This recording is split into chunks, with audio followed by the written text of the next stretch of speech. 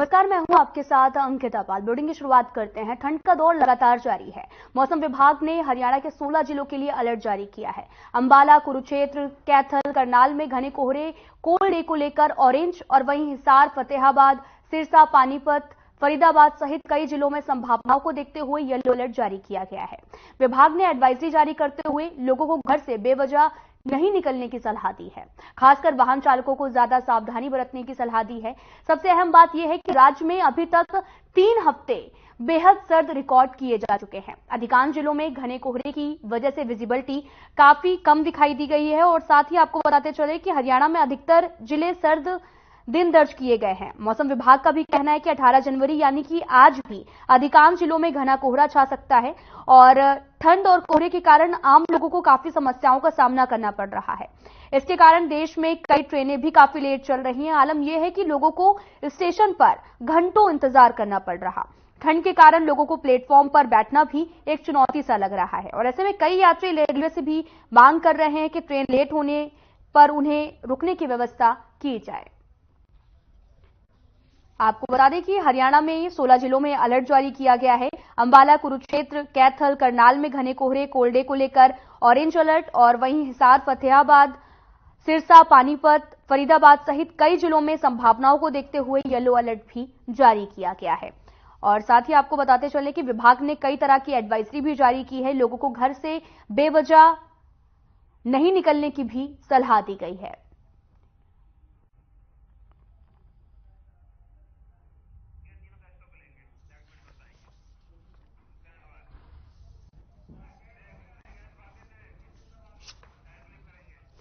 तो हरियाणा में ठंड का दौर भी लगातार जारी है। आप तस्वीरें भी देख सकते हैं जहां पर मौसम विभाग ने 16 जिलों के लिए अलर्ट भी जारी किया है और अंबाला, कुरुक्षेत्र, कैथल, करनाल में घने कोहरे को लेकर ऑरेंज अलर्ट जारी किया गया है। तो वहीं अगर बात की जाए सड़क हादसों की तो विजिबिलिटी काफी कम है, जिसकी वजह से सड़क हादसों की खबरें भी सामने आ रही हैं।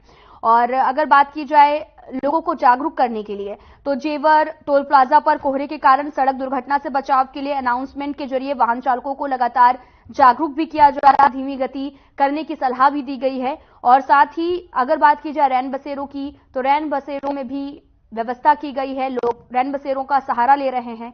और अगर बात की जाए फसलों की तो फसलों पर भी जो ठंड है वो काफी अच्छी भी मानी जाती है और कहीं पर अगर बात की जाए सब्जियों की तो काफी सब्जियां काली भी पड़ रही हैं। आपको बता दें कि लगातार ठंड का कहर जारी है और लोगों को कई तरह की बीमारियों का भी सामना करना पड़ रहा है। कई तरह की सर्दी, जुकाम, खांसी, बुखार जैसी समस्याएं भी देखने को मिल रही है, जिसमें लोग अस्पताल में पहुंचे हैं अपने इलाज के लिए। तो वहीं 16 जिलों के लिए अलर्ट भी जारी किया गया है और विभाग ने एडवाइजरी जारी करते हुए घर से बेवजह ना निकलने की भी सलाह दी है।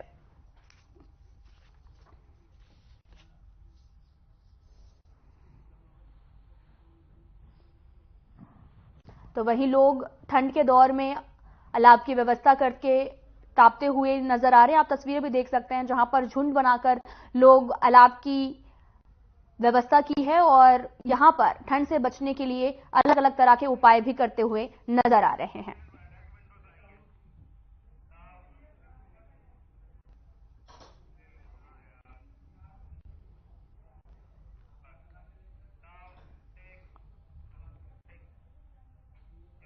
तो 16 जिलों में लगातार जो सावधानी बरतने की भी सलाह दी गई है और वाहन चालकों को भी सावधानी बरतने की सलाह दी गई है और घर से बेवजह नहीं निकलने की भी सलाह दी गई है। तो इसी पर बात करने के लिए हमारे साथ अलग अलग जगह से हमारे संवाददाता भी जुड़ चुके हैं। ओपी शर्मा हमारे साथ मौजूद हैं चंडीगढ़ से और जगदीश प्रजापति कलावती से भी हैं और आपको बता दें कि प्रवीण आहूजा पलवल से हैं।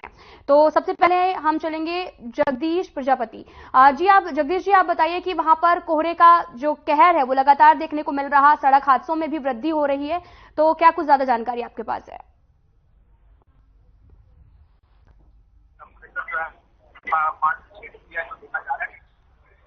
चला रहा है। अगर विजिबिलिटी की बात करें तो कोहरा इतना छाया हुआ है कि 2 से 3 मीटर पर भी दिखाई नहीं देता है। अगर रोडों पर एक्सीडेंट विभिन्न प्रतिशत बढ़ते जा रहे हैं, क्योंकि विजिबिलिटी कम होने के कारण कहीं ना कहीं रोडों पर जो वाहनों की गतियां कम सी गई है। वहीं अगर बात की जाए, आज देखने को मिला कि रानिया में 2 मजदूर दंपति जो अपने तंबू में सोए थे, जिनके कारण कहीं ना कहीं उनकी मृत्यु हो गई है। उनके जो अभी जो सैंपल है लिए गए हैं, क्या लगाया जा रहा है कि ज्यादा ठंड होने की वजह से जो दंपति अपने तंबू में सोए हुए थे और उनकी डेथ हो गई है। कहीं ना कहीं अगर बात की जाए सब्जी को लेकर प्रशासन की ओर से बिल्कुल रैन बसेरे तो जरूर बना दिए गए हैं, लेकिन रैन बसेरों में कुछ खास प्रबंध नहीं किए गए हैं। देखने को मिला कि 20 बेड जरूर लगा दिए गए हैं, लेकिन वहां पर ना तो किसी प्रकार का हीटर, ना ही किसी प्रकार का चौकीदार या खान पान की कोई व्यवस्था की हुई है। जी अब हम चलेंगे ओपी शर्मा जी। जैसा कि लगातार विजिबिलिटी काफी कम है और हादसे भी लगातार देखने को मिल रहे हैं, तो सरकार इस पर क्या कर रही है? देखिए अंकिता, अगर हम मौसम के बारे में बात करें तो अभी आने वाले दिनों में जो मौसम और भी जो है ज्यादा खराब होने की जो है कयास लगाए जा रहे हैं, क्योंकि कल शाम को हिमाचल, लाहौल स्पीति और जो पहाड़ी बर्फ जो ऊपरी हिमाचल है वहां पर बर्फबारी है। इस बर्फबारी की हवाएं जब ठंडी हवाएं मैदानी इलाकों तक पहुंचेगी तो एक बार फिर मौसम जो है वो करवट लेगा। अगर कोई वेस्टर्न डिस्टर्बेंस अगर एक्टिव नहीं होता है तो लोगों को आने वाले दिनों में जो है तेज धुंध और तेज सर्दी से 2-4 जो है वो होना पड़ेगा। अगर हम बात करें मौसम की बात, तो चंडीगढ़ में सोमवार काफी खुशगवार बन गया। सुबह ही जो है धूप निकल जाती है, धुंध जो थोड़ी बहुत पहले देखने को मिलती थी वो भी अब देखने को नहीं मिले। लेकिन हरियाणा और पंजाब के इलाकों की बात करें तो जो टेम्परेचर है वो 4 डिग्री के आसपास जो है वो चल रहा है। टेम्परेचर कहीं ना कहीं जो अपने रिकॉर्ड तोड़ रहा है। कल अगर हम परसों की बात करें तो कुरुक्षेत्र में जो है 14 साल का रिकॉर्ड टूटा, करीबन 6 से 7 डिग्री के आसपास जो है मिनिमम टेम्परेचर था। तो कह सकते हैं कि लिहाज से आने वाले दिनों में जो है वो दिक्कतें बढ़ेंगी। अगर मौसम विभाग की बात माने तो जो रविवार तक का जो दिन है, 21 तारीख तक का जो दिन है, तब तक जो है मौसम इसी तरीके से जो है वो रहेगा। और अगर हम कल शाम के मतलब अगर हम आज सुबह की बात करें तो आज भी हरियाणा के जो कई इलाकों में जो है तापमान जो है वो बहुत कम चला। अगर हम सबसे कम तापमान की बात करें तो वो इस वक्त सबसे कम तापमान जो है आज करनाल का रिकॉर्ड किया गया, जो 4.4% है। और उसके बाद 4.5% जो है करनाल का जो है वो दर्ज किया गया। और उसके साथ सोनीपत में 4.7 डिग्री टेम्परेचर जो है वो दर्ज किया गया, जो सामान्य से करीबन 5 डिग्री से कम चल रहा है। तो आप ऐसे में मान सकते हैं कि आने वाले दिनों में जो है वो धुंध का कोहरा बढ़ेगा। और कोहरा बढ़ने के पीछे एक साइंस भी है कि जब तापमान कम हो जाता है जो धूल कण के जो पार्टिकल्स होते हैं वो आसमान से जो है वो उनके बीच में एक अर्थिंग नहीं हो पाती, जिसके वजह से वो अपने आसपास के वातावरण में घूमते रहते हैं। इस वक्त गेहूं की बात करें तो गेहूं की बिजाई हो चुकी है, फसलें जो है वो खड़ी हैं, तो वो उसके अंदर जो पानी वगैरह लगाते हैं उसके अंदर जो ओस गिरते हैं तो वो भी कहीं ना कहीं जो है वो मतलब कोहरे का जो कहर है उसको बढ़ाने का काम करते। साउथ हरियाणा की बात करें तो हालात थोड़े से जो है जुदा है, लेकिन किसानों की अगर बात करें तो किसानों के लिए आने वाले दिनों को जो दिन है वो चिंता का विषय हो सकता है, क्योंकि अगर इसी तरीके से टेम्परेचर कम होता चला गया और धुंध पड़ती रही तो गेहूं जो होता है उसके अंदर येलो रस्ट, पीला रतुआ नाम की एक बीमारी कहीं ना कहीं जो है वो उभरने लगती है। अगर टेम्परेचर में थोड़ा सा दिन में जिस तरीके से टेम्परेचर में जो करीबन 9 से 10 डिग्री के बीच में मिनिमम और मैक्सिमम टेम्परेचर घूम रहा है, जो पीले रतुए जो गेहूं की एक कॉमन बीमारी है उसकी तरफ जो है मौसम बनता हुआ दिखाई दे रहा है। तो ऐसे में अगर एक वेस्टर्न डिस्टर्बेंस आता है तो किसानों के लिए जो है वो एक सोने का काम करेगा। जी आपके पास आएंगे प्रवीण आहूजा जी, आपसे ये जानना चाहेंगे कि लगातार जो ट्रेनें हैं वो रद्द हो रही हैं और कुछ काफी 17 घंटे तक लेट चल रही हैं, तो यात्रियों को क्या कुछ परेशानियों का सामना करना पड़ रहा है? बिल्कुल सही कह रहे हैं अंकिता कि आज जो है जिसे कहते हैं मौसम काफी ठंडा है और कड़ाके की ठंड है। और जो सबसे बड़ी बात करते हैं विजिबिलिटी को लेकर, जिस कारण जो राष्ट्रीय राजमार्ग उन पर भी वाहनों को चलाने में काफी दिक्कत का सामना करना पड़ रहा है। इसके साथ साथ जो तमाम ट्रेनें हैं वो भी लगातार लेट चल रही है। और सबसे बड़ी बात ये देखी जाती है कि विजिबिलिटी न होने के कारण तमाम ट्रेन भी और जो राष्ट्रीय राजमार्ग पर जो अन्य वाहन है उनको होले होले चलते देखा जा सकता है। सबसे बड़ी दिक्कत ये आ रही है कि विजिबिलिटी बिल्कुल नहीं है। और विजिबिलिटी जब तक मौसम साफ नहीं होगा तब तक कोई जब वाहन हो, चाहे वो 4 पहिए की गाड़ी हो चाहे वो ट्रेन हो, वो बिल्कुल गति नहीं पकड़ सकती। तो जिसको लेकर जो है मौसम विभाग का भी कहना है कि लगातार आने वाले दिनों में इस तरह से ठंड का प्रकोप आएगा और ठंड का प्रकोप इतना ज्यादा रहेगा कि लोग परेशान हैं। मैं इस समय हाल फिलहाल पलवल जिले के हसीन विधानसभा क्षेत्र के जो है एक चैरिटेबल अस्पताल है, वहाँ जिसे कहते हैं कि एबल अस्पताल, चैरिटेबल अस्पताल है, जन निष्काम लोगों की सेवा की जाती है। मैं वहाँ पहुंचा हूँ, वहाँ लोगों से बातचीत कर लेते हैं कि वहाँ इस समय जो तमाम जो लोग मरीजों के साथ से मारदार आए हैं, जो लोग अपने मरीजों को दिखाने के लिए कि उनकी स्थिति क्या हालात है, तो यहाँ भी काफी जो मरीजों की संख्या भी देखी जा रही है। और सबसे बड़ी बात है, ये लोग बड़ी दूर दराज क्षेत्रों से चलकर आए हैं और इनसे जब जानकारी ली कि कहाँ से आए हैं, तो इनका ये कहना है कि रास्ता बिल्कुल नहीं दिखाई दे रहा, पूरी तरह से कोहरा छाया हुआ है, और जिस कारण हमें यहाँ आने के लिए जो काफी दिक्कत का सामना करना पड़ा। मेरे साथ कुछ लोग हैं, उनसे भी बातचीत कर लेते हैं। हाँ जी, उनसे भी एक बार बातचीत कर लेते हैं। क्या नाम है जी आपका? विजेंद्र जी, कहाँ से आए हैं आप? आप मरीज को लेकर आए हैं, तो क्या कितने दूर से आए, कैसा लगा कि आपको चलने में क्या दिक्कत का सामना करना पड़ा? और बहुत एक्सीडेंट हुई है, तो आप खुद गाड़ी चला कर आए हैं, तो आपको क्या दिक्कत आई है उस रास्ते में? रास्ते में घूम गई, तो बिल्कुल नहीं दिखाई दे रहा। कोई 10-15 चल रही है, तो जो अन्य वाहन चल रहे हैं वो भी धीरे धीरे चल रहे हैं, सब धीरे धीरे चल रही है। तो आपको मेरे कितने समय फरीदाबाद से पलवल तक में कितना समय लगा? मेरे को 1.5 घंटे, मतलब जो सफर 20 मिनट का है उसे आप 1.5 घंटे में पूरा करके आए हैं। प्रवीण आहूजा जी, आप इनसे पूछिएगा कि अस्पतालों की क्या सुरक्षा व्यवस्था की गई है? विजेंद्र जी, आप इसमें जब मरीज को लेकर आए हैं तो क्या जांच कराने आए, क्या खांसी है, बुखार है, किस तरह से दिखाने के लिए आए हैं?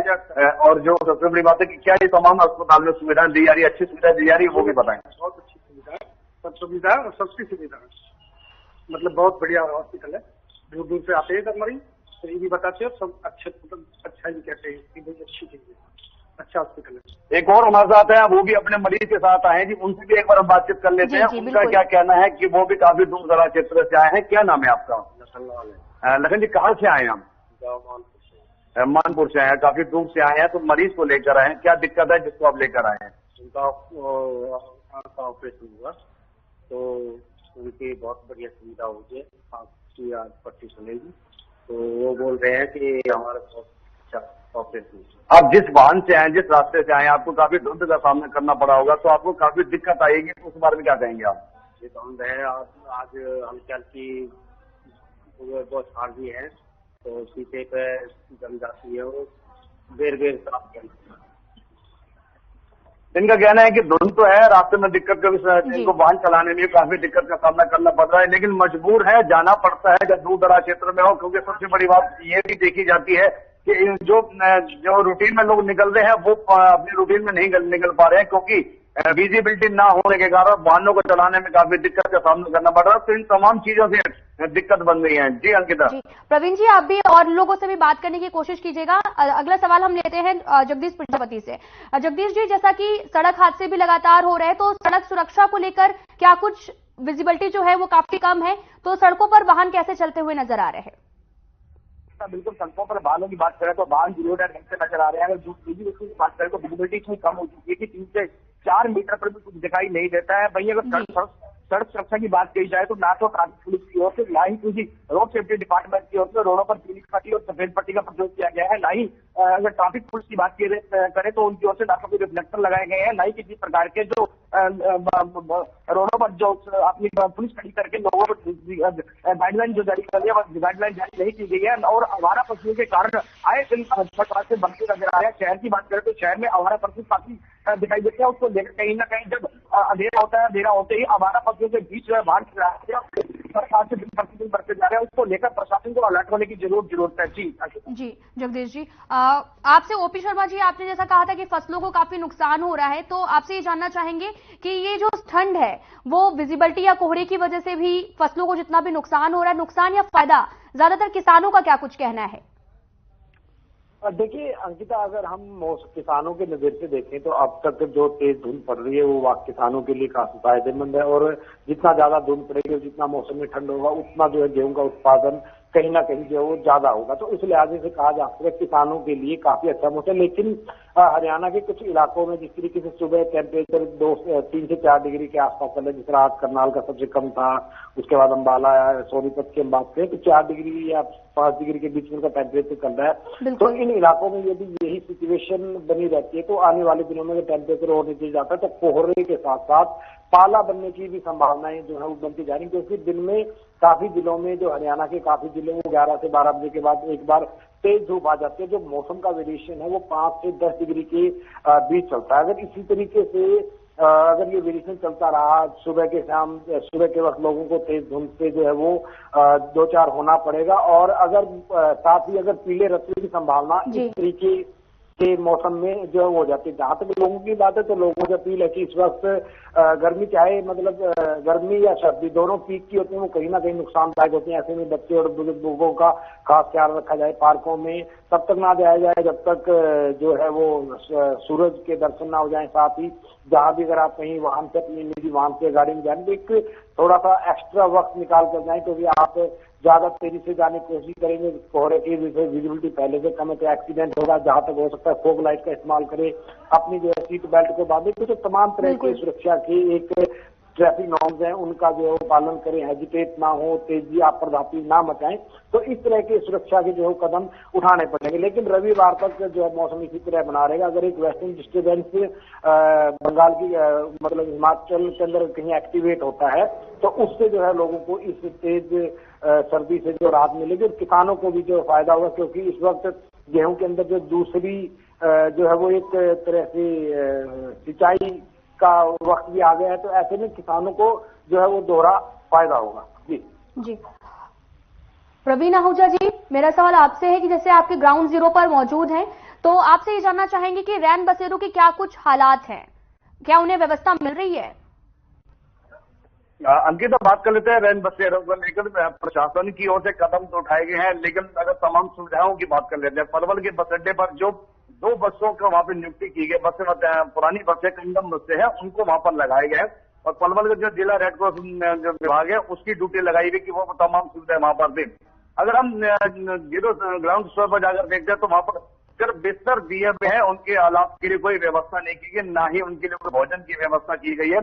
क्योंकि मुसाफिर है, अगर रात को 12 बजे भी अगर बस से उतर के वहां रुक जाता है तो वहां पर रहने की व्यवस्था नहीं है, तो वो मजबूर के उसे रैन बसेरे में रहना पड़ रहा है। लेकिन वो 12 बजे कोई होटल नहीं खुले होते हैं, ना ही उसको खाना मिल पाता है, तो इसको लेकर उन्हें काफी दिक्कत का सामना भी करना पड़ रहा है। तो इस तरह की जो तमाम जो प्रशासन की सुविधा, हालांकि ये उनको कह रखा है कि इस तरह के अलाव या लकड़ी की कोई व्यवस्था उनको दे देनी चाहिए, ताकि वहां पर वो लोग आग जलाकर अपनी रात की जो ठंडी लहर है, शीत लहर चल रही है, उसमें कहना कहीं वो अपना बचाव कर सके। तो इस तरह की व्यवस्था वहां पर नहीं देखी गई है। हाँ, 2 कंडम बसें जरूर है, उनमें एक महिलाओं के लिए व्यवस्था की गई एक बस में, और एक बस में पुरुषों की व्यवस्था की गई है। तो हमने बीती रात भी जाकर वहां पर जब जांच करी तो देखा गया तो उसमें सिर्फ बिस्तर और कंबल जरूर थे, लेकिन अन्य सुविधाएं बिल्कुल नदारद है, ऐसा कुछ भी वहां पर उन लोगों को सुविधा नहीं दी जाएगी। और सबसे बड़ी बात है कि किसानों के लिए तो ये बेहद अच्छा मौसम है, किसानों को तो बहुत लाभदायक है।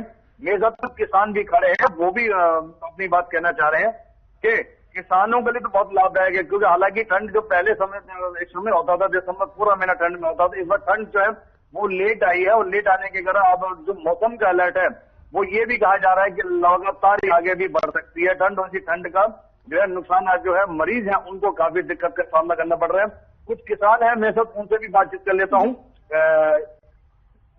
क्या नाम है जी आपका? सर जी। तो सर जी, आप खुद एक किसान हैं और इस समय ठंड का मौसम है, तो इस बारे में क्या कहना चाहेंगे कि कैसा है मौसम? मुझे हम किसान ठंड के लिए, हमारे लिए तो बहुत बढ़िया ठंड है, बल्कि ठंड से हाथ पांव फटने जा रहे हैं, बहुत समस्या का सामना करना पड़ रहा है। हमारी फसल बढ़िया हो रही है ठंड से। तो गेहूं, इस समय गेहूं के लिए ठंड का कितना अच्छा मतलब मान सकते हैं कि गेहूं के लिए कितना अच्छा रहेगा? इसके लिए बहुत ही बढ़िया लाभदायक है, गेहूं के लिए तो बहुत ही बढ़िया है ठंड। प्रवीण जी, आप इनसे ये भी पूछिएगा कि कुछ सब्जियों की जो खेती हुई है, आलू है, वो काफी काली पड़ने लगी है, तो उन किसानों के लिए कितना ज्यादा नुकसान हुआ है? ठंड काफी बढ़ी हुई है, टेम्परेचर बहुत नीचे गिर चुका है, तो इस समय सब्जियों पर इसका क्या असर पड़ रहा है? बताया जा रहा है कि आलू जो है वो लगातार काले पड़ते जा रहे हैं, और जो सब्जियां हैं उन पर भी ठंड का पाला पड़ने के बाद सब्जियों पर बुरा असर पड़ रहा है, उसको लेकर क्या कहना चाहेंगे आप? सब्जियों में नुकसान है जी, सर्दी से सब्जियों में हमारा काफी नुकसान हो रहा है। इसका कोई इलाज नहीं है हमारे पास, इसका कोई समस्या समाधान हो जाए तो सबसे बढ़िया है। तो क्या लगता है कि अभी कब तक ऐसी ठंड रहेगी? क्योंकि ठंड इस बार लेट है, तो सब्जियों को नुकसान होगा, तो भाव बढ़ेंगे, तो लोगों को खरीदने में भी काफी दिक्कत का सामना करना पड़ेगा। हाँ जी, देखो जी, तो है ही, सब्जी कम होती है तो महंगाई आती है, सब्जी हमारी ज्यादा होती है सब्जी मंदी होती है। हमारी ये ठंड है, ये सब्जी को हमारे को नुकसान कर रहा है, ऐसे हम परेशान हैं।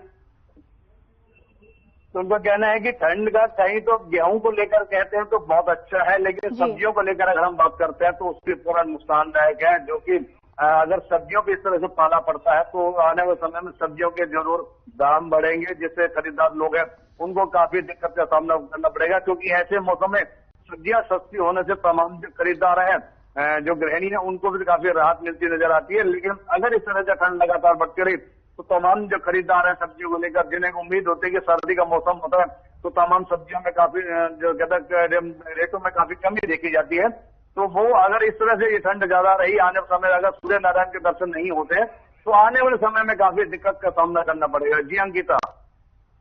जी, जगदीश प्रजापति जी आपके पास आएंगे। जगदीश जी, मेरा सवाल आपसे है कि जेवर टोल प्लाजा में कोहरे के कारण काफी अनाउंसमेंट भी किया जा रहा है और उसका वजह से जो हादसे हैं वो काफी ज्यादा हो रहे हैं, जिसको लेकर जागरूक भी किया जा रहा है उनको, लेकिन इसका क्या प्रभाव देखने को मिल रहा है? जरूर टोल प्लाजाओं पर करी जा रही है, लेकिन अगर रोडों पर देखा जाए तो विजिबिलिटी इतनी कम हो चुकी है कि कुछ दिखाई नहीं देता। रोड एक्सीडेंट दिन प्रतिदिन बढ़ते जा रहे हैं। कहीं ना कहीं बात की जाए प्रशासन की तो प्रशासन को और ध्यान देने की जरूरत है, और क्योंकि रोडों पर एक्सीडेंट दिन प्रतिदिन बढ़ रहे हैं। देखने को मिल रहा है कि नेशनल हाईवे पे काफी जो एक्सीडेंट देखने को मिले हैं। कल भी एक जो खबरें आ रही थी, आज भी जो है एक्सीडेंट की खबरें आ रही है, क्योंकि ट्रैफिक पुलिस को चाहिए कि व्हीकलों के बीच में पीली लाइट है उसका प्रयोग करवाए, कहीं ना कहीं रिफ्लेक्टर का प्रयोग करवाए। इस बात को लेकर प्रशासन को अलर्ट होने की जरूरत है, कहीं ना कहीं प्रशासन को इस और ध्यान देने की जरूरत है। जी, बहुत बहुत धन्यवाद जगदीश प्रजापति और ओपी शर्मा और प्रवीण आहूजा जी, आपका हमारे साथ जुड़ने के लिए और तमाम जानकारी देने के लिए। फिलहाल इस बुलेटिन में इतना ही। नमस्कार।